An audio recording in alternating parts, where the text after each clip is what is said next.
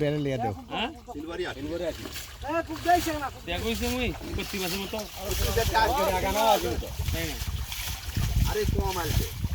এটা থেকে একটু পানি দাও তো। বড় হয়ে গেছে আর তোর এখন ছোটই আছে।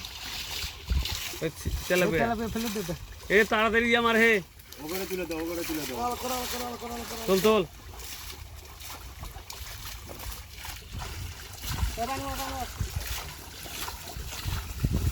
চল দেনিস